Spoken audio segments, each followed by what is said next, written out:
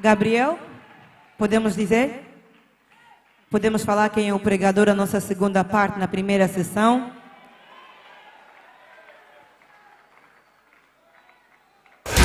Pastor Sadraque Manuel Lufa Quenda é pregador do Evangelho, evangelista e pastor na congregação Jesus é da Assembleia. Pastor Sadraque Manuel Lufa Quenda é pregador do Evangelho, evangelista e pastor na congregação Jesus é da Assembleia de Deus, Centro Gilgal, Ministério Cafarnaum.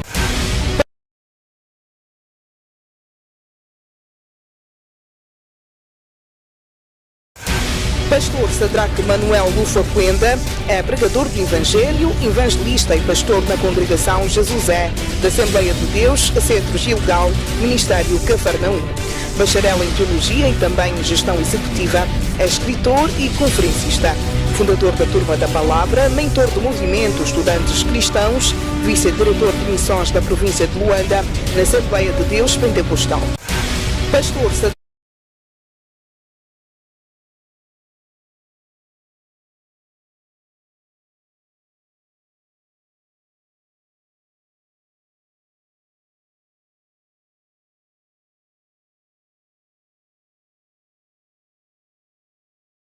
Amado marido, Pastor Sadraque Lufa Quenda, por favor.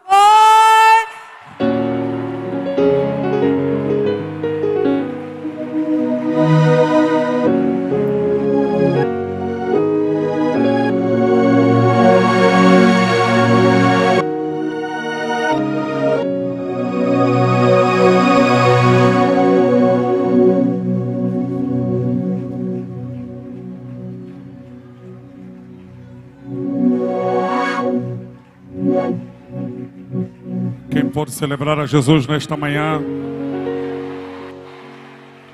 Alguém pode celebrar a Jesus nesta manhã? Eu disse celebrar a Jesus nesta manhã. Eu não disse aplaudir, eu disse celebrar a Jesus nesta manhã. Quando falamos de celebração, temos o exemplo simples nos estádios, quando uma equipe marca um gol, a celebração. Só que essa celebração pode ser anulada nos minutos a seguir com o gol da equipe adversária, ou então a vitória que se consegue num campeonato, que pode ser anulado com a outra temporada. Mas quando falamos de celebrar Jesus, estou a dizer, celebre uma vitória que nunca nos será tirada. A vitória é eterna. Ele morreu na cruz, nos comprou para Deus. Por isso quero dizer, quem pode celebrar a Jesus? Aleluia! Aí só tem alguém a celebrar ali, só tem aqui um pastor a celebrar. Quem pode celebrar a vitória, a salvação? Nunca nos será tirada, nunca nos será roubada, nunca nos será retirada. Ela nos foi dada de graça, é dom de Deus. Aleluia! Se você tem um salvo ao teu lado, lhe saúdo com a paz do Senhor também.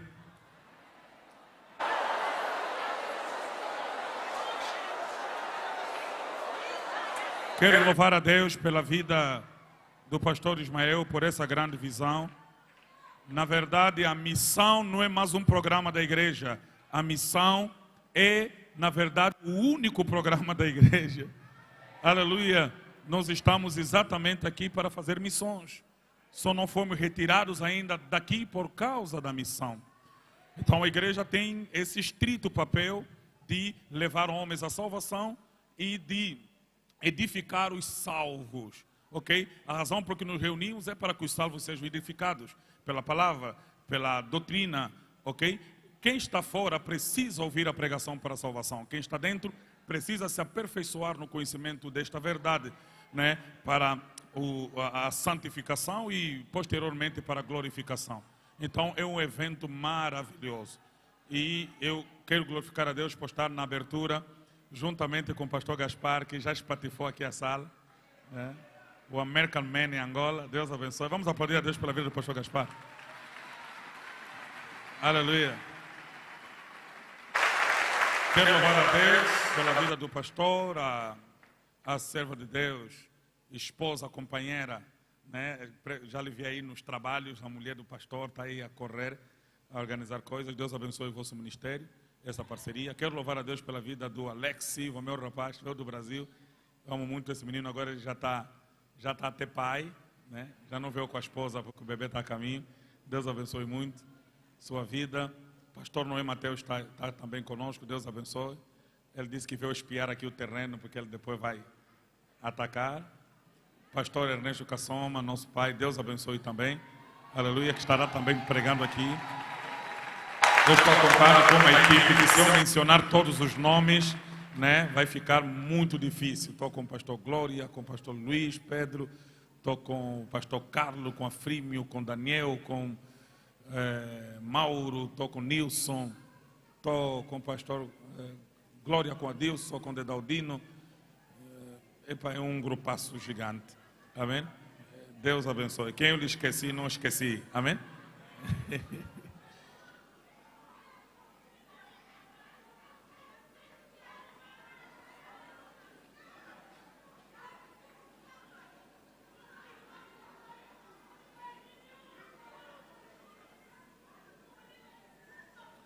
Glórias a Deus. Amados, nós estamos aqui numa conferência missionária. E esta conferência missionária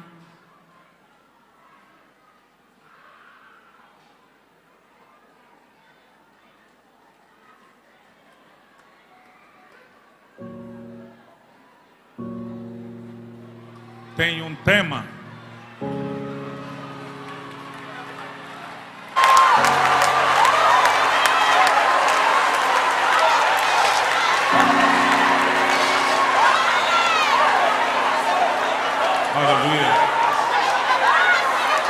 onde o Espírito de Deus está, aí a liberdade. Você está numa reunião pentecostal e é normal que isso se dê aqui na nossa sala. Aleluia. Quem está à vontade, diga amém. Quem está à vontade, diga aleluia. E hoje, certamente, o pastor Ismael me recomendou 2 dias e talvez nos abramos para a ministração lá já bem por fim. Hoje vamos mesmo ouvir só, amém? Glórias a Deus. O protocolo já vai deixar tudo pronto, amém?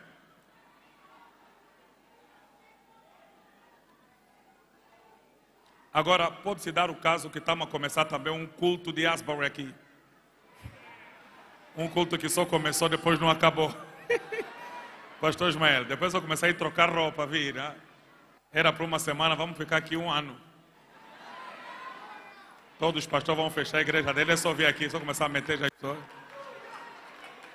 Aleluia. Porque se o Senhor quiser, quem vai impedir, né? Se aquilo estivesse a acontecer em África, iam falar os africanos são exagerados, não tem nada a fazer. Está acontecendo na América, onde as pessoas não suportam ouvir pregação de 1 hora. O culto começou, já está a fazer 11 dias que o culto não acaba. Ah, Senhor, aviva-nos. Aviva a tua obra, ó Senhor. Aleluia. Glórias a Deus. Pronto, agora estamos. Romanos capítulo 10.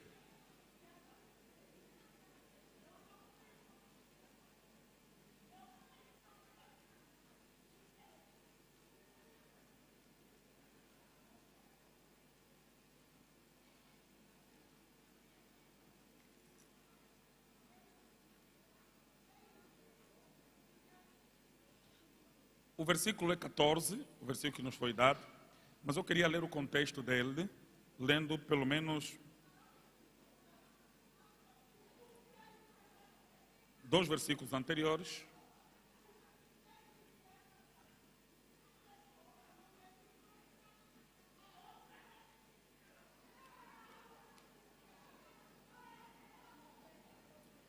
A vitória é nossa. Diz a palavra do Senhor. Pois não há distinção entre judeu e grego, uma vez que o mesmo é o Senhor de todos, rico para com todos o que o invocam. Porque todo aquele que invocar o nome do Senhor, todo aquele que invocar o nome do Senhor, como porém invocarão aquele em quem não crerão? E como crerão naquele de que nada ouviram? E como ouvirão se não há quem pregue?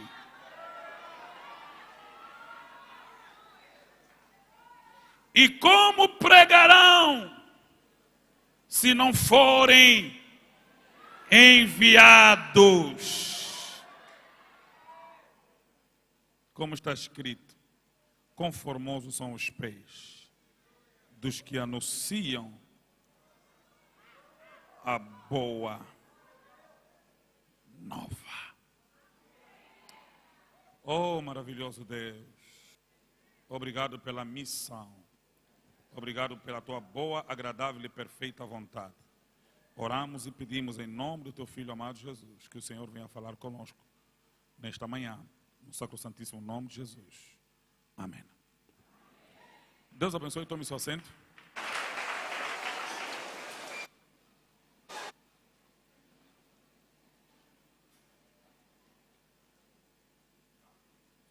Amados irmãos,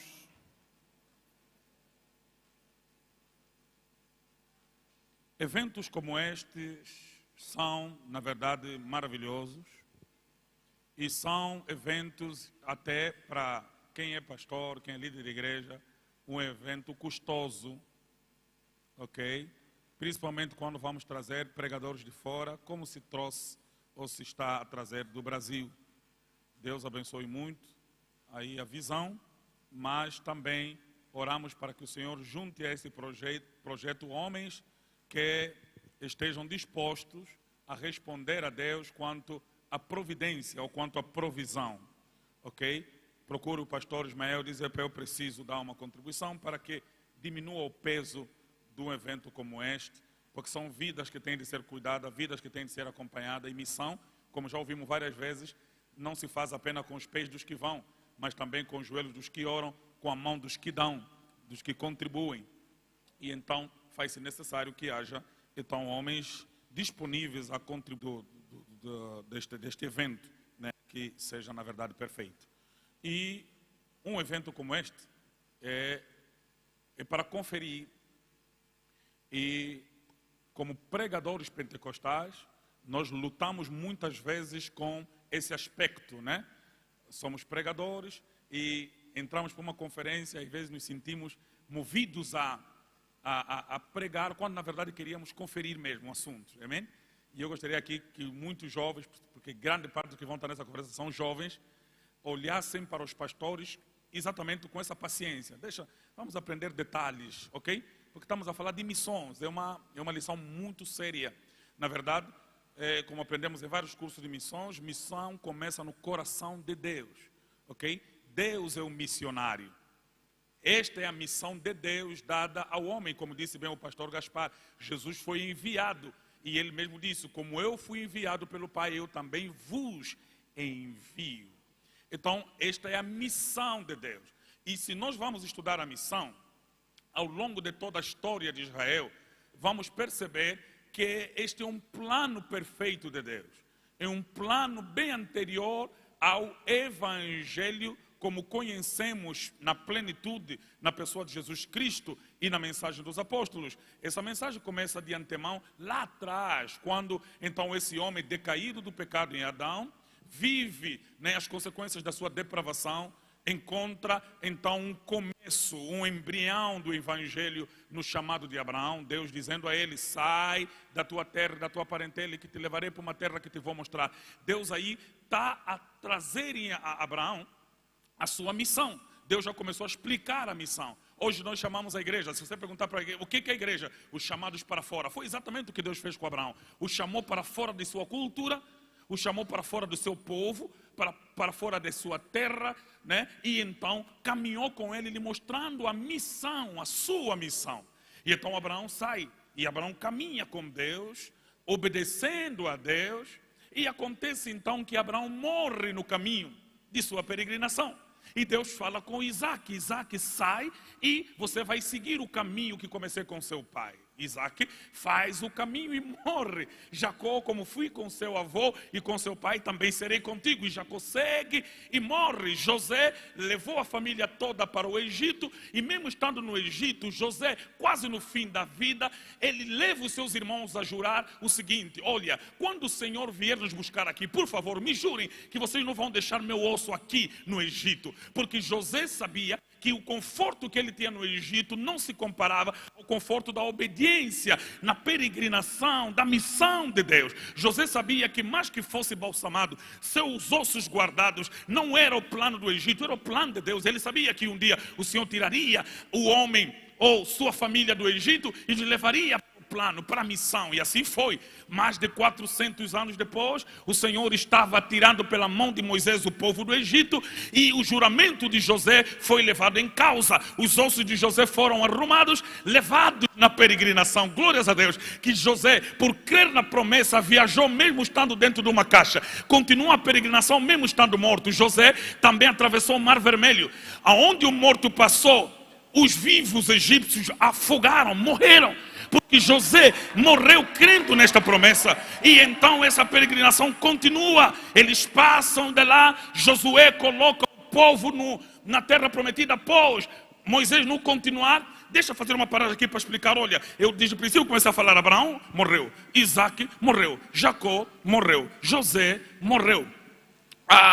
Os que vieram depois deles morreram. Ali vamos ver, Moisés morreu, ficou no caminho, numa caminhada que havia começado, ok? Passado pelo deserto. Josué continuou, morreu. Aí veio o tempo de juízes, morreram. Nota que todos estão a morrer, menos a missão. Então, mais importante é a missão. As pessoas não são a missão. Deus continua com a sua missão. Esses são apenas os transportadores da missão. A missão não mudou. Deus permanece o mesmo ontem, hoje, eternamente. Nós nascemos e encontramos uma missão. E essa missão precisa ser cumprida. És um vaso para Deus depositar nela a sua missão. Quando você morrer, o vaso é que morreu, o azeite continua à procura de vasos para usar, porque a missão continua. É dali que quem é usado por Deus não pode tomar essa honra para si mesmo, nem sequer se exaltar, porque eu sou apenas um vaso que a missão encontrou para cumprir esse processo temporário na terra. E então essa missão continuou. Os tempos dos juízes terminaram. Chegou então o tempo dos reis. O tempo dos reis com o tempo dos profetas. O tempo dos profetas com o tempo do silêncio. O tempo do silêncio com João Batista, o último profeta, dizendo: endireitai as veredas, porque vem aquele do qual não sou digno de baixar e desatar as correias de suas alparcas. E aí então Jesus aparece, sendo a missão encarnada diante de nós.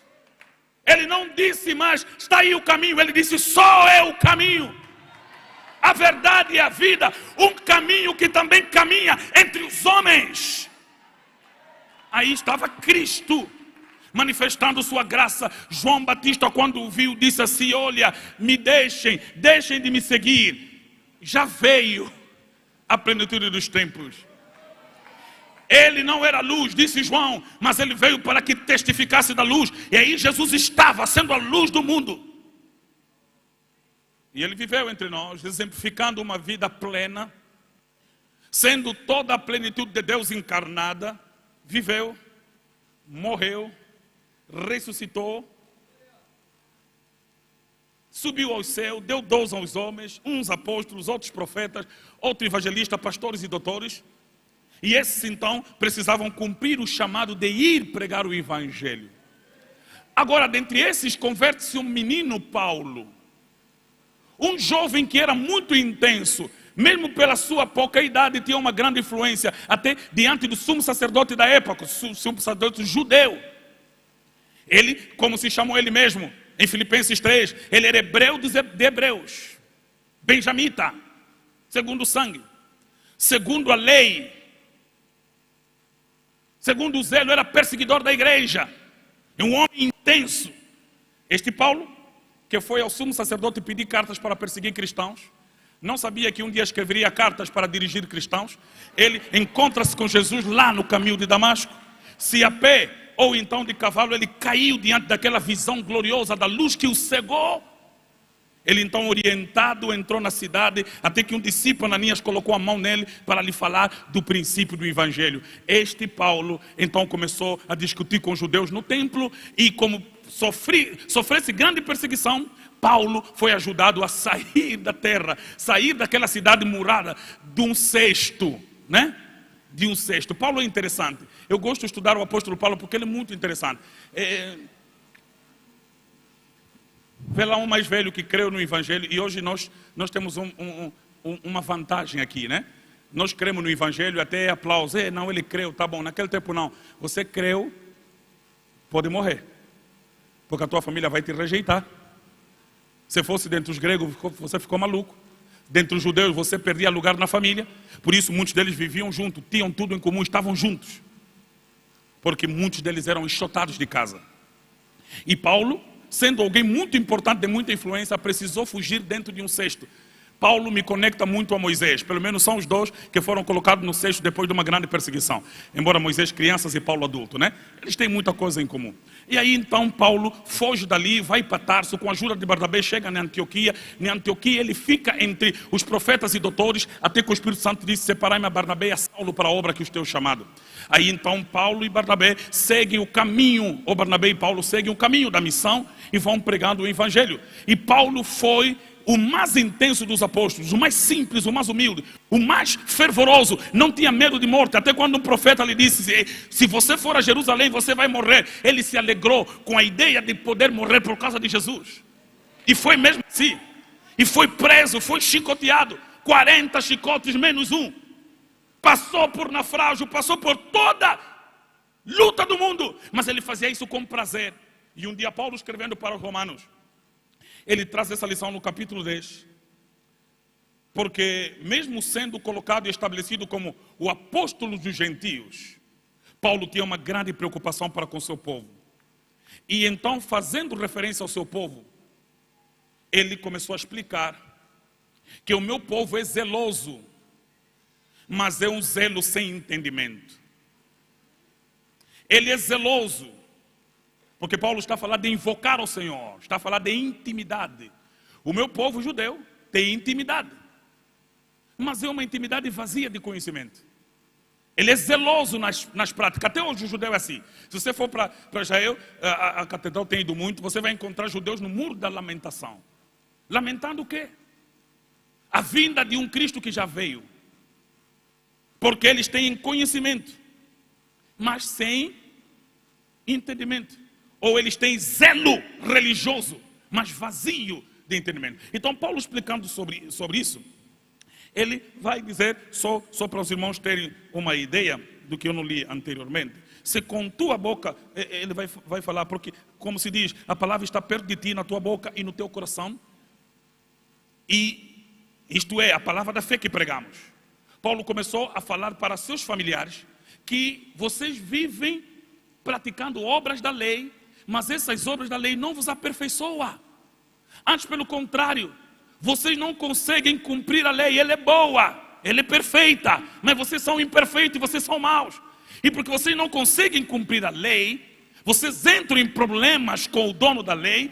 Esta é a razão porque ele vos tirou da terra e vos levou para longe. Porque o nosso Deus é um Deus justo. Ele é um Deus justo. E a justiça de Deus, ela não faz acepção de pessoas. Você não note aqui um detalhe importante. Vais perceber que quando Deus leva o povo para a terra de Canaã, na terra de Canaã já teve um povo. Alguém uma vez me questionou isso, um afrocrata. Disse: pastor, o Deus que você prega é mau, porque ele tirou um povo daquela terra, matou e meteu lá o povo dele. Eu disse, não, o povo que Deus também tirou era dele. Era um povo dele, sem ele, por isso ele lhes tirou. E para dizer que ele não é mau, quando o povo que ele meteu lá também errou, mandou outro povo dele, que não estava com ele, para lhes tirar de lá, ele levou no cativeiro, para os castigar lá até que eles se arrependessem. Ele não mudou, ele fez a mesma coisa com o povo que você chama dele.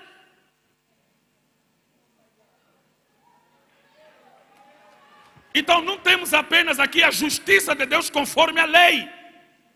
Quem pode perceber o que eu estou a dizer? Eu estou a falar calmamente para os irmãos terem mais ou menos uma ideia dessa concepção da justiça de Deus. Então esse povo desviado foi levado no cativeiro. Passou por muitas dores, mas Deus não se esquecera desse povo. Toda a promessa de Deus estava respaldada em Cristo Jesus, porque em Cristo Jesus teríamos comunhão com Deus mediante a fé. Não mais mediante a lei, porque segundo a lei ninguém conseguiu cumprir. Todo mundo foi imperfeito, inclusive quem trouxe as tábuas da lei também quebrou. A primeira vez que Moisés trouxe a tábua da lei para não quebrar, ele quebrou as tábuas. Porque ninguém tinha justiça própria com o qual pudesse ser salvo. É nessa constituição que começamos a perceber o Evangelho, que ninguém pode por si mesmo ser salvo. Quando Jesus se apresenta, ele se apresenta para cumprir nele a lei, para que nele a justiça fosse feita e a nós imputada. Como? Não mais mediante as obras, mas mediante a fé. Então Paulo diz para os judeus, a salvação está próxima de vocês, no vosso coração e na vossa boca. Ou, agora deixem vossas mãos livres, não façam mais nada, apenas olhem para ele, creiam nele, e assim vocês serão salvos. Só que para judeus isso é fácil demais. Para quem a lei era um conjunto de obras, de atividades, a salvação pela fé se tornou um peso. Não vou mais no muro, não vou mais oferecer sacrifício, não vou mais fazer nada disso, não vais. E o Senhor criou condições, inclusive até hoje, para que os judeus não tivessem sequer possibilidade de construir mais um templo para oferecer sacrifícios. Por isso, até hoje, os judeus não estão a cumprir plenamente a lei, porque eles não têm sacrifício, não têm o Santíssimo, não têm o lugar santo, não têm todos os objetos, então o culto deles é imperfeito. Logo, Paulo, ao apresentar isso, está a dizer o seguinte: olha, sabe por que Deus vos privou do sacrifício? Porque ele já se fez sacrifício no seu próprio filho. Ficam salvos todos os homens que creem e exercem fé. E quando eu olho para a morte de Cristo e para a sua ressurreição, eu preciso perceber que o Senhor não salvou apenas homens, ele salvou até os animais. Imagina, com todos os pecadores aqui, se cada um tivesse que oferecer um cordeiro pelo seu pecado, não teria cordeiro a ser vendido no 30.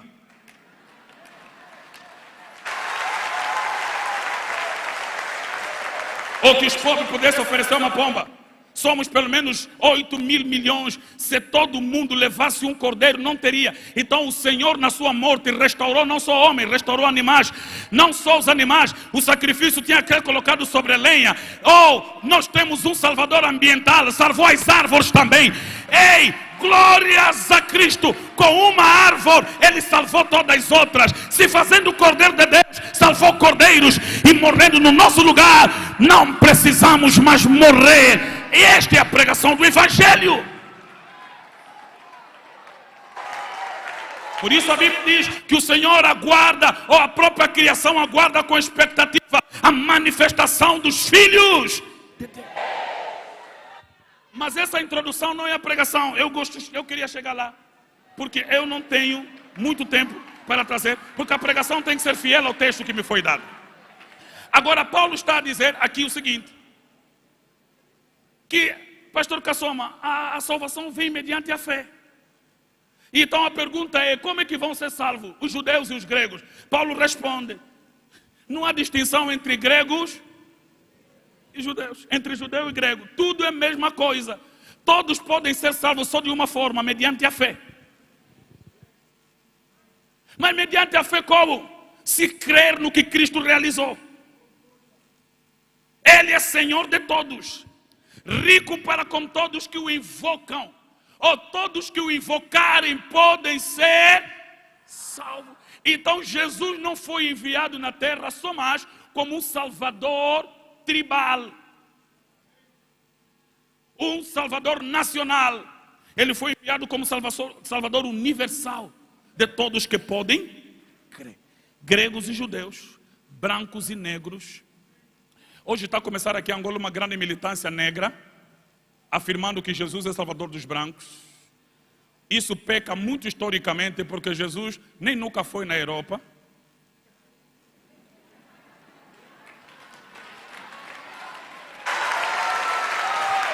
E alguém diz que eles trouxeram o evangelho da Europa aqui em África. Diz não, Jesus nunca foi na Europa. E não é o evangelho que veio primeiro para a África. É mesmo Jesus que veio, cresceu aqui. Logo saiu lá bebê, cresceu aqui em África, pelo menos até seu princípio de adolescência. Então não me diga que trouxeram o cristianismo para a África. Trouxeram primeiro Cristo. Antes de ir para a Europa, ele viveu por aqui, ok? E então, esqueçam aí os argumentos afrocratas e nossos jovens precisam conhecer a palavra para conseguir refutar aqueles que atentam contra o que pregamos, contra o que ensinamos. O grande problema é que muitos jovens não têm conhecimento. Quando lhes colocam isso na faculdade, começam a duvidar da pregação, começam a se afastar da igreja, porque ouviram lá um falso historiador a lhe contar mentiras. Amado, não é o cristianismo que veio para a África, é Cristo que veio se esconder aqui. E deixa dizer, África não é terra dos refugiados. Na Bíblia, a África é terra de refúgio, porque aqui Abraão se escondeu quando teve fome. É África do Egito.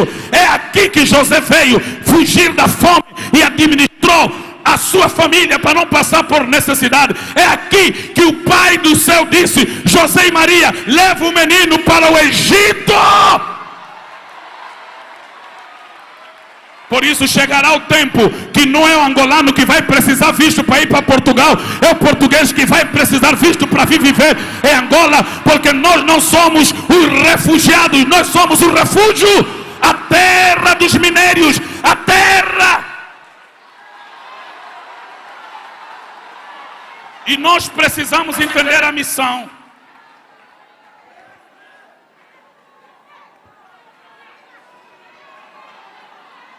Esta conferência tem que colocar em nós uma consciência. Qual? Missão não se faz só quando eu saio daqui e vou pregar para Portugal. Não. Estão a vir muçulmanos da terra dele para aqui.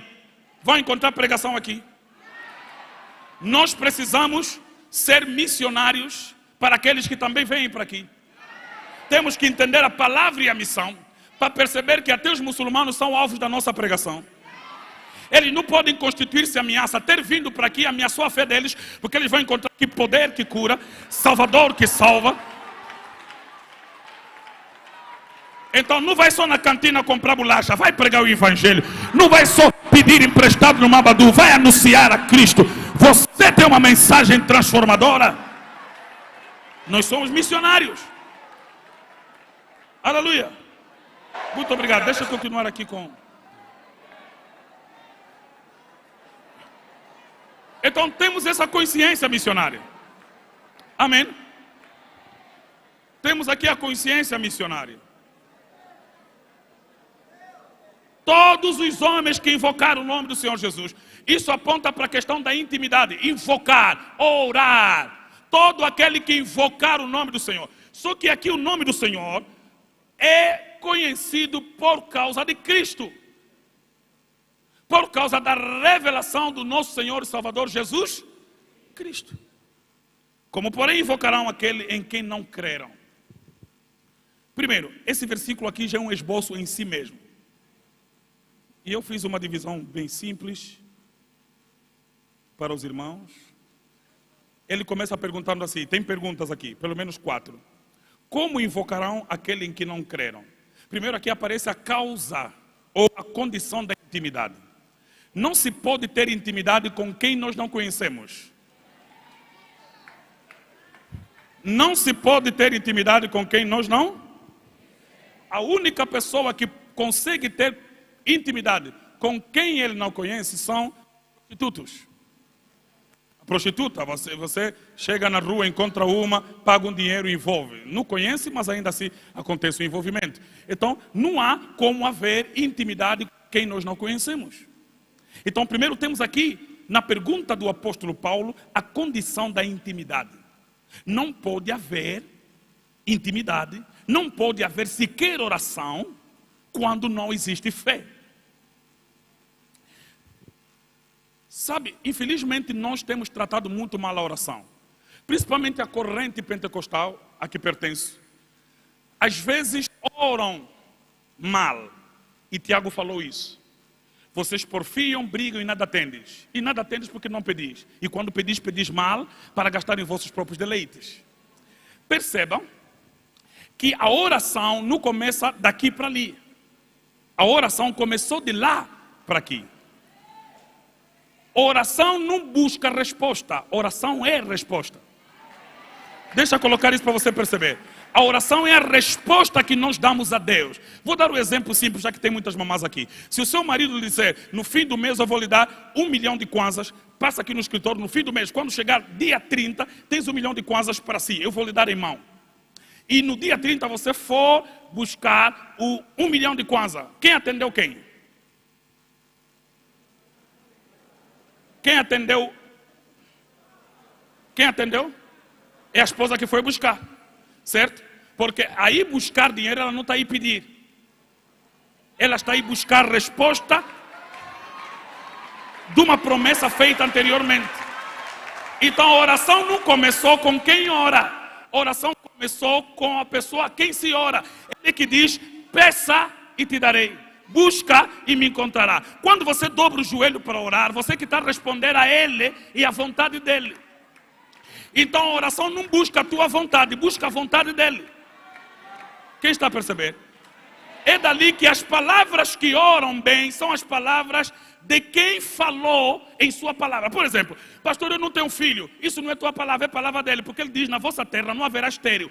Logo, eu não estou a pedir algo que eu quero. Eu estou a pedir algo que ele quer. Eu quero sim receber, mas antes de eu querer receber, ele quer dar.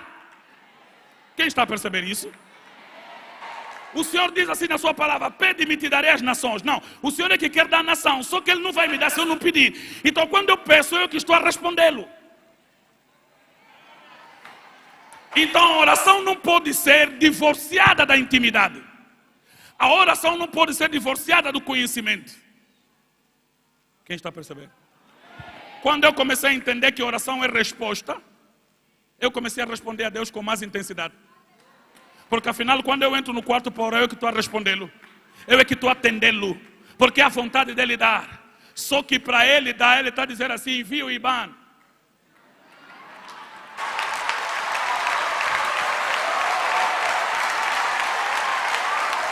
Aleluia! Quem está percebendo o que eu estou a dizer? Por isso, quando eu venho aqui no culto, ei, IBAN, tô, Senhor. Aconteça, Pai. Aleluia! Nesse instante, você precisa ter intimidade com a pessoa da oração, com o sujeito principal da oração. Ali entra o aspecto da palavra de Deus. Uma oração perfeita, ela precisa ser feita com as palavras do próprio Deus. Eu posso ficar 1 ano inteiro a orar sem falar a palavra minha, só dele. Eu quero ficar curado. Ele é que falou na sua palavra, eu sou o Senhor que cura. Não, Senhor, eu quero ser abençoado. Ele é Deus que enriquece, sem acrescentar dor. Ele é o Deus que abençoa. Ele é que disse, te abençoarei. Então são as palavras dele. Logo, quando eu entro na oração, levando as palavras de Deus a Deus, deixa aqui redundar, ele não me ouve, ele se ouve. Que é a palavra dele. E a Bíblia diz que ele zela pela sua palavra para fazer cumprir. Deixa eu perguntar a alguém, quem vai rejeitar a palavra de Deus? Existe alguém que rejeita a palavra de Deus? Vamos lá. As águas rejeitam a palavra de Deus? O vento rejeita a palavra de Deus? Árvores rejeitam? Temos exemplo. A tempestade, o vento acalmou, o mar acalmou, a árvore secou, certo? A natureza toda obedece. Vamos lá. Homens rejeitam a palavra de Deus? Alguns rejeitam, mas depois para condenação. Amém? Vamos lá. Deus, ou o diabo rejeita a palavra de Deus? Ele diz que ele teme, treme. Deus rejeita a palavra de Deus? Se Deus não rejeita a sua palavra, de outro modo, se ele rejeitasse, ok? Ele não seria Deus, não seria justo, não seria verdadeiro. Então, quando conheço a Bíblia, vou dar já um sinal aqui para as pessoas. Quem quer orar bem, conheça o que Deus falou. Leva tudo na oração que Ele falou. Lhe diga sempre, disseste na tua palavra assim, falaste isso. Ele vai começar a se ouvir. Como Deus não pode ser rejeitado, Ele não se rejeita. Ele não rejeita o que Ele falou. Ele toma no que Ele falou e Ele dá cumprimento. Foi assim que Moisés falou com Deus. Deus disse, Moisés, eu vou destruir o povo e vou fazer uma outra geração de ti. Moisés disse, tua palavra. Minha palavra? Minha palavra não pode ser rejeitada, então vai ser como eu prometi. Vai, continua. A palavra de Deus. Só que esta palavra de Deus para os judeus não é mais o conjunto das leis. Em Números, em Levíticos, esta palavra foi encarnada. Essa palavra é Jesus. E com ela nós precisamos ter intimidade. Como, porém, invocarão aquele em quem não creram? Primeiro, a condição da intimidade está na fé. Porque sem fé é impossível agradar a Deus. Então, Paulo começa a explicar isso, que a condição da intimidade é fé. Só que Paulo depois disse, não, mas a fé também tem sua condição. A condição da fé é ouvir. Se não leamos a outra pergunta dele. E como crerão naquele de quem nada ouviram? Quer ter intimidade com Deus? Você precisa crer. Exerce fé na pessoa dele. Acredita na palavra. Os judeus tinham dificuldade de acreditar em Jesus. Nos fala quais são as coisas que temos que fazer. Não vão fazer nada. Apenas exerçam fé em mim. Não está bom. Para quem a lei é leve, a graça é pesada. Vou repetir. Para quem a lei é leve, a graça fica pesada. De outro modo, vou dar exemplo. Um moço chegou a Jesus, disse, mestre, o que farei para herdar a vida eterna? Esse verbo fazer é o verbo da lei. O que farei? O que eu posso fazer para merecer? O que eu posso fazer para receber? O que farei? O Senhor lhe perguntou, tens obedecido os mandamentos? Disse, ei, nunca quebrei um desde que me conheço. Obedeço tudo. A Bíblia diz que Jesus lhe amou. Então lhe disse, tá bem, vai, vende tudo o que tens, dá aos pobres, depois vem e me segue, e terás tesouro no céu. Uau! Aquele rapaz foi ter com Jesus, porque ele entendia a salvação e a justiça pelo verbo fazer. Ele nunca desobedeceu nenhum dos 10 mandamentos. E então ele estava em si mesmo aperfeiçoado. Sabe o que Jesus fez? Lhe deu um mandamento para quebrar. Pelo menos um. Nunca quebraste nenhum, vou te dar um para quebrar. Vai, vende tudo, dá aos pobres, depois vem e me segue. O rapaz não suportou. Pela primeira vez, no encontro com Jesus, quebrou a lei. Foi e nunca mais voltou. Porque Jesus queria revelar a ele que todo o teatro que você faz de não quebrar nada é apenas engano da tua alma. Eu vou revelar que a salvação não está na justiça própria, não está nos atos próprios, e que você não busca nada a Deus, você busca satisfação própria.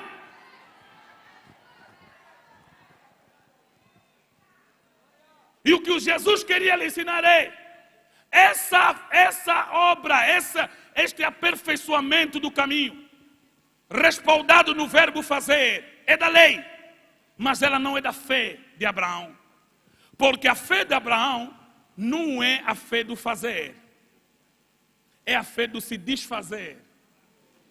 Porque Deus não disse a Abraão para fazer, só disse para se desfazer. Vai, se desfaz da casa do teu pai, dos bens do teu pai, sai da tua parentela. Vai. Ele estava, então, Abraão não é pai da fé porque fez. E eu vejo muito jovem aqui, quer fazer milagre, por isso estão aí fazer sacerdócio, estão aí buscar feitiço, porque quer fazer.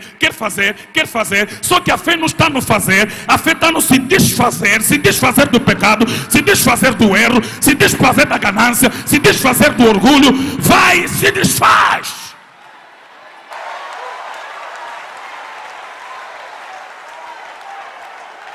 Quando você entender que não é o fazer, Deus começa a honrar a tua vida. Deus começa a manifestar a salvação por meio da pregação do Evangelho. Pois aprove Deus salvar pela pregação, pela loucura da pregação. Diga para alguém, não é fazer, é se desfazer. Não é fazer, é se desfazer. Não é fazer, é se desfazer. Aleluia! Quem hoje se desfez? Quem se desfez? Quem se desfez? Quem se desfez? É se desfazer da bruxaria. Sabe quando é que eu conheço alguém que ele realmente sabe, o pastor Ismael? É quando ele se desfez. Vocês nunca notaram que pessoas que foram realmente salvas, elas se desfazem das amigas? Se desfazem do meio, daquele conluio? Se desfaz da discoteca. Se você está vendo já alguém, já mudou a roupa, se desfez da curtinha, se desfez da apertada, essa aqui lhe aconteceu alguma coisa. Alguma coisa entrou na alma dela. Porque ela começou a considerar todas as coisas nada para poder ganhar a Cristo. Então a salvação não começa no fazer, ela começa no se desfazer.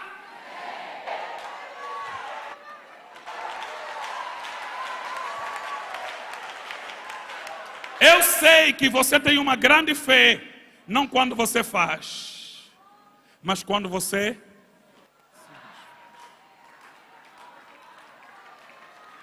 Quando você se desfaz dos embaraços. Como invocarão aquele em que não creram? E como crerão naquele que de nada ouviram? Vai, se desfaz de toda a tua riqueza, dá aos pobres, depois vem. Nunca mais veio. Porque se desfazer é mais pesado do que fazer. Me manda embora fazer, se desfazer? Não. Aleluia. Vamos lá continuar, estamos aqui na conferência de missão. Meu tempo já está aí a urgir. E como virão se não há quem pregue? E meu tema está nessa frase do pastor Ismael. Como ouvirão se não há quem pregue? Se temos a condição da intimidade que é fé, e temos a condição da fé que é ouvir, a condição de ouvir é o pregador. É a pregação. Porque nota só que a seguir, no versículo a seguir está assim. E como virão se não há quem pregue? Quem pregue. O quem aqui não é a pregação, é o pregador. Então tem uma condição para ouvir. Se existem pessoas que não ouviram, tem culpa ao pregador. Aqui se percebe bem, pastor Gaspar, a razão por que Paulo gritou: ai de mim, se eu não pregar o evangelho.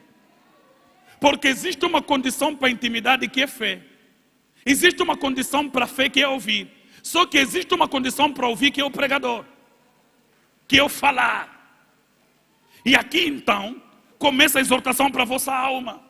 Quais coisas temos feito para fazer ouvir o nome de Jesus, o testemunho da cruz, as verdades da luz? O que é que temos feito como pregadores? Não chamo de pregadores apenas o pastor Ismael e o pastor Gaspar, que exerce seu ministério de púlpito. Chamo a mãe que exerce o ministério de pregação no exemplo que dá para suas filhas, no professor, no exemplo que dá para os seus alunos, no polícia, no exemplo que dá no público. Todo mundo pode ser pregador pelo exemplo, pela vida, pela maneira como vive. Quando estamos a falar de missão, não estamos a falar apenas de viajar para o Nayera ou ir para o Uige, abrir uma congregação. Estou a dizer de viver nesta terra, nesta cidade, sendo missionário na maneira de viver e fazer Cristo conhecido. Se nós nos entendêssemos como pregador, todo patrão teria os empregados convertidos. Todos os professores não terminariam o ano sem ter alunos convertidos. O vizinho não se fecharia sem que os seus vizinhos também conhecessem a Cristo. Há dias atrás, algumas semanas atrás ou meses, alguém ficou muito doente lá no prédio. A primeira coisa que aconteceu é bateram a porta. Pastor, oração, a criança não está bem, por favor, orem. Por quê? Porque o modelo de vida de um verdadeiro cristão é sua pregação.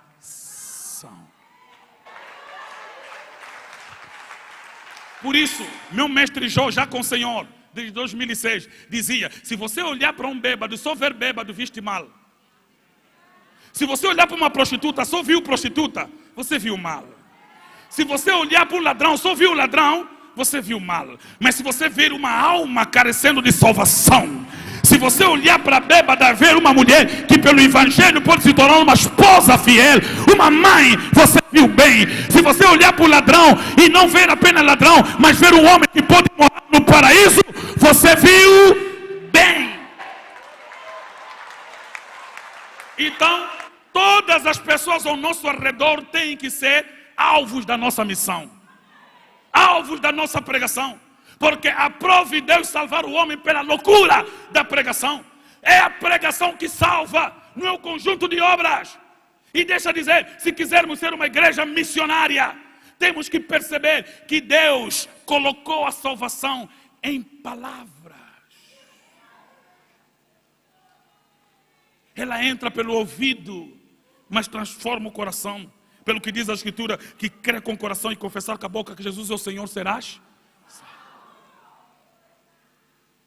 Quando nós não cremos fielmente nessa mensagem, nós começamos a inventar pirotecnia gospel. Começamos a inventar outras coisas para entreter e esquecemos a simplicidade da pregação. Aleluia. Certa vez uma senhora com HIV veio ter comigo, eu estava bastante apressado. E eu estava já subindo no carro: "Por pastor, eu estou mal, por favor, vem." E eu encostei perto e ela me disse: "Pastor, eu preciso falar contigo." "Não, fala já, não fala mais que precisa, começa já a falar, porque eu estou a correr, estão a me esperar." "Não, pastor, é mesmo grave." "Mas tens o quê?" "Não, é muito grave." "Não, fala rápido, teu doença do século." "Século qual? Qual século?" "Não, doença do século." Eu, como estava apressado, não estava discernindo bem. "Minha irmã, fala rápido, qual século? Século dos séculos, qual?" "Eu tenho HIV." "HIV, está bem. Então o pastor queria um trabalho." "Não, estás curado agora. Traz um teste e me apresenta no outro dia." Subi no carro e fui embora. Ela desapareceu por um tempo, disse: "Pastor, me ignorou." Esses pastores são ignorantes. Aí depois de um dia se convenceu, de novo me procurou. Eu estou a lembrar de si, disse: "Não, sou aquela senhora, daquela vez o pastor, eu por isso vim de novo para fazer um trabalho." Disse: "Eu te falei o quê?" "O pastor disse para ir fazer um teste, já estou curado." "Então eu não vou fazer nenhum trabalho. Você vai fazer como eu te falei naquele dia. E traz." Desapareceu, levou mais um tempo, não veio. Passou mais um tempo, veio de novo. Eu disse: "Minha irmã, eu acho que vou já te impedir de vir procurar, porque você é desobediente. Você é desobediente, você é rebelde. És mãe, mas é rebelde. Eu te pedi uma coisa, você está sempre a querer só teu meio." Ela disse: "Está bem, pastor, desculpa, então vou fazer." Foi fazer, veio negativo. Disse: "Pastor, naquele hospital também fala que o teste vai sair errado." Foi fazer no outro, trouxe negativo. No mesmo dia trouxe 3. E estava esse tempo todo a viver com a cabeça, a tomar comprimido à toa. Quando eu te mandei fazer só uma coisa: "Ah, mas pastor não orou." Disse: "Eu te falei."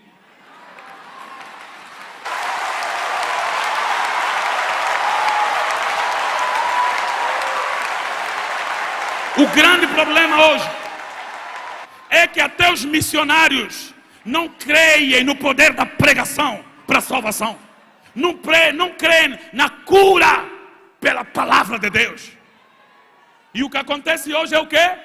É que como as pessoas não querem os meios que Deus definiu para salvar, nós inventamos nossos meios mais convincentes. É por isso que muita igreja abandonou a pregação, substituindo por bugigangas. O que Paulo está a falar para os judeus é: vocês podem fazer todo o ritual da lei, vocês não estão salvos. Deus só tem um meio de salvar: ouvir a pregação para a salvação. Só. "Ah, matei 20 boi." Morreram só 20 boi, você continua em pecado. "Ah, ofereci 100 sacrifício." Assim mesmo, aquilo é só carne para o churrasco. Você continua sob condenação. Não acredite em outro ritual. Deus aprova e salvar o homem pela loucura da pregação. E como os pregadores não creem mais na pregação, estão a recuar na missão. Olha só Abraão, já terminando. Olha Abraão. Abraão está na parábola de Jesus. E Lázaro está lá com o pai Abraão na parábola de Jesus. E o rico levanta os olhos e vê o pai Abraão. Vê Lázaro. Disse para Abraão: pede só para Lázaro tocar só que é para me dar água. Ele disse: olha, quando ele estava lá não tinha, agora tem aqui. Você tinha, agora não tem aqui. Aguenta. Mas para Abraão, eu como já estou a sofrer, eu quero só ser missionário. Me envia só para me avisar nos meus irmãos que inferno mesmo existe. Depois posso voltar aqui. Só para eles irem ali. Abraão gritou: oh, eles lá já têm a lei e os profetas, ouçam-nos. Noutra palavra, não será dado ao homem um outro meio, senão o meio que já foi dado. Não tenta querer ser missionário no inferno. O rico tentou fazer no inferno coisas que se fazem na igreja. Levantou os olhos no inferno, olhos se levantam na igreja. Pediu no inferno, pedidos se fazem no culto, na igreja. Clamou no inferno, clamor se faz na igreja. Tentou sair como missionário do inferno para a casa da sua família. Missionários partem da igreja para o mundo. E o teu tempo é agora, não espera morrer. Depois de morrer, missão acabou. É agora que o Senhor está a te chamar para te fazer um missionário.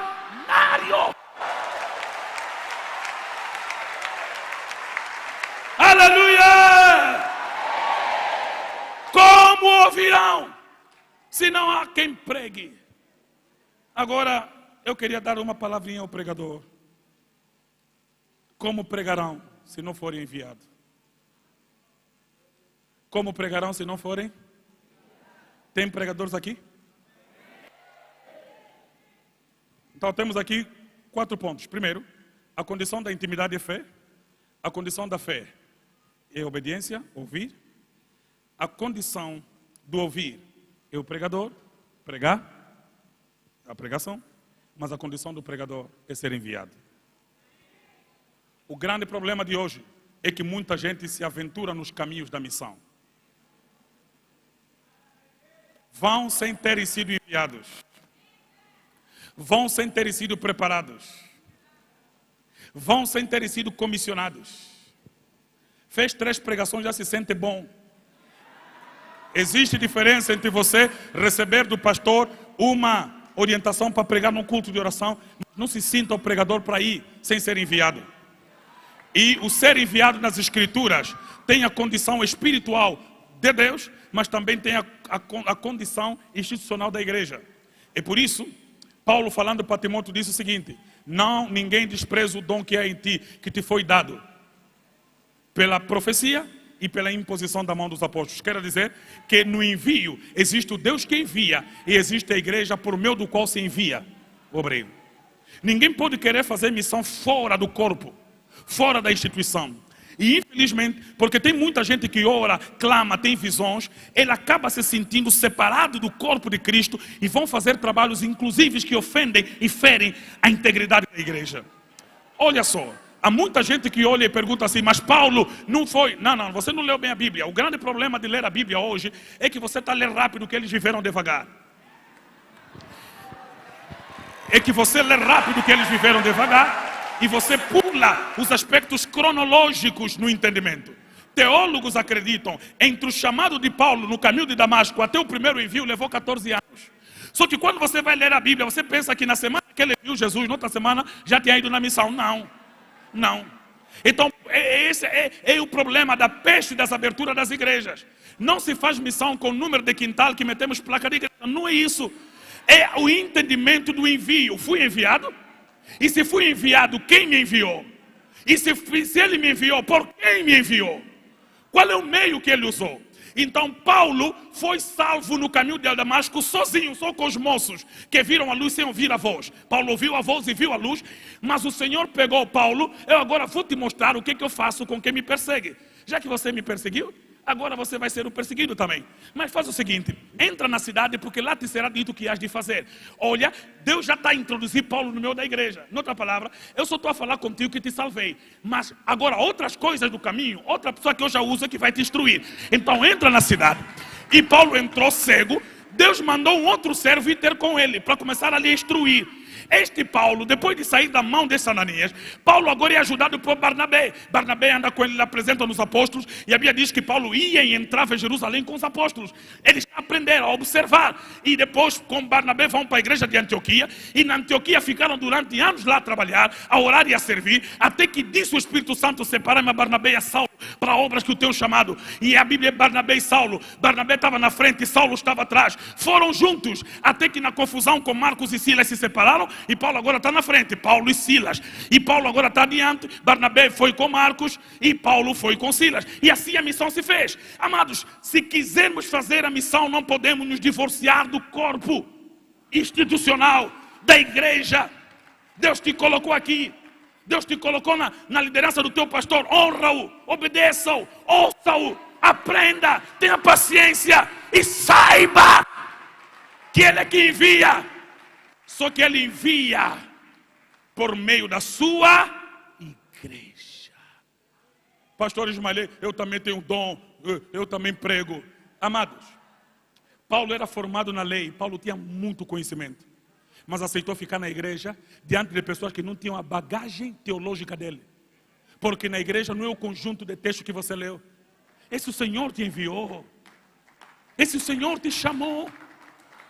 E a Bíblia disse o Espírito Santo não disse a Paulo, disse a outra pessoa: separai-me a Barnabé e a Paulo. Disse a outras pessoas. O que temos no pentecostalismo de pessoas que falam com ele diretamente é loucura. E por que Deus não te enviou usando outra pessoa, só você mesmo? Amados, vamos falhar com a missão enquanto tivermos muito jovem apressado. Com teus esforços, você vai começar um trabalho que não vai avançar. Com a graça de Deus, só precisa de 3 anos para revirar o mundo, como aconteceu com Jesus. Ou quem está lá umas semanas só. Jovens pregadores, ouçam o que eu tenho para vos dizer. E até porque tenho autoridade para isso, estou a pregar há 22 anos ininterruptamente. Ouçam o que eu tenho para vos dizer. Eu estou há esses anos todos, nascido na igreja, apresentado pela mão do pastor Araújo, nos primeiros meses da minha vida. Cresci na Assembleia de Deus, na Belém, fui para o Pão da Vida, Gilgal. Estou na Assembleia de Deus até hoje, com toda a simplicidade do mundo, obedecendo meus líderes, meus pastores, não considerando o conteúdo, nem porque eu sei que se o Senhor me quiser levar para outro lugar, Ele vai inclusive falar com as pessoas que me lideram para isso. Não tenho pressa.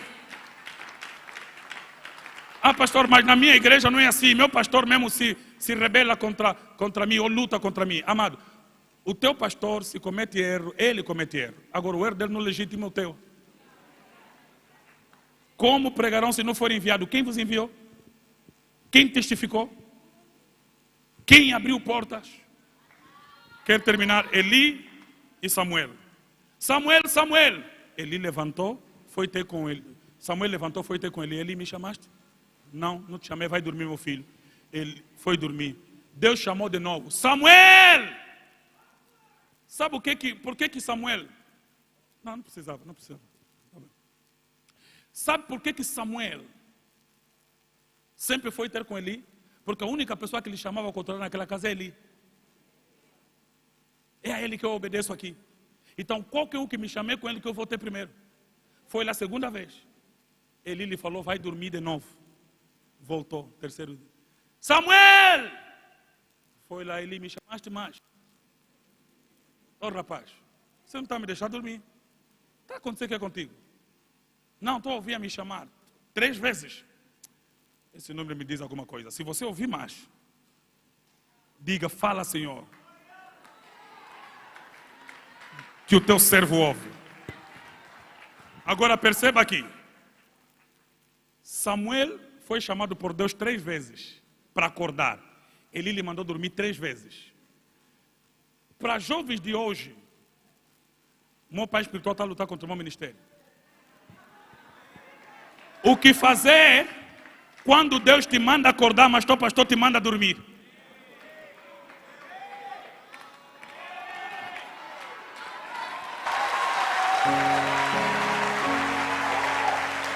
Perguntem para Samuel. Ele não está aqui, mas lhe perguntem na Bíblia. Samuel, o que eu faço quando Deus me manda acordar, mas meu pastor me manda dormir? Obedeço Deus ou pastor? Essa é a tarefa.